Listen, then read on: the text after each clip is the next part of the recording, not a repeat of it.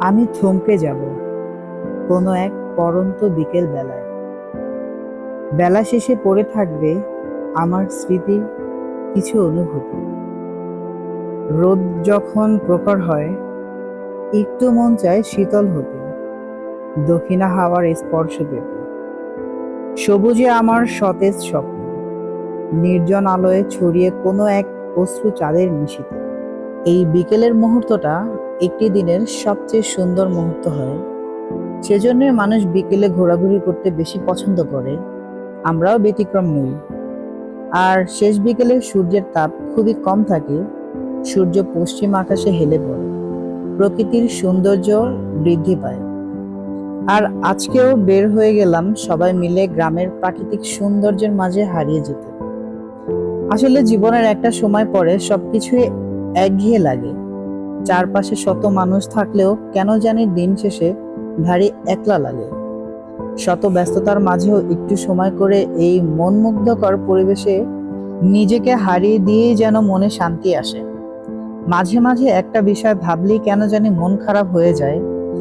এই তো বেশ কয়েকটা বছর আগেও কত ঘুরতাম, শুধু বিকেল হওয়ার অপেক্ষায় প্রহর গুনতাম। একজন বন্ধুকে কল দিয়ে সবাই একসাথে বের হতাম। কোথায় যাব প্ল্যান ছাড়াই হাঁটতে হাঁটতে গ্রামের পরিবেশে মন মুগ্ধকর জায়গাগুলোতেই নিজেদেরকে বিলীন করে দিতাম। আর আজ যেন কোথাও কেউ নেই, জায়গাগুলো ঠিক একই রয়ে গেছে, প্রাকৃতিক সৌন্দর্য বৃদ্ধি হয়েছে, শুধু সেই দিনের একসাথে কাটানো বন্ধুগুলোই বিলীন হয়ে গিয়েছে। আসলে মন মুগ্ধকর পরিবেশে যখন যাই, তখন কেন জানি অনেক অনুভূতি জাগে।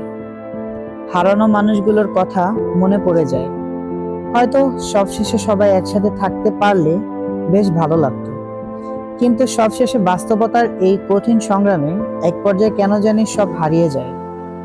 সবশেষে দু চারটা বন্ধু বান্ধব থেকে যায়, বাকি সবাই বাস্তবতার সাথে তাল মেলাতে গিয়ে হারিয়ে যায়।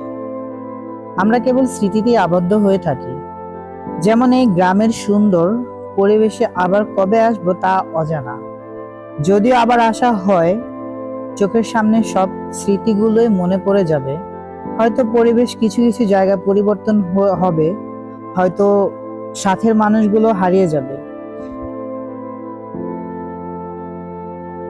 আসলে আমরা কাউকে হারাতে চাই না, তবুও কেন জানি দিন শেষে এক এক করে হারিয়ে যায়।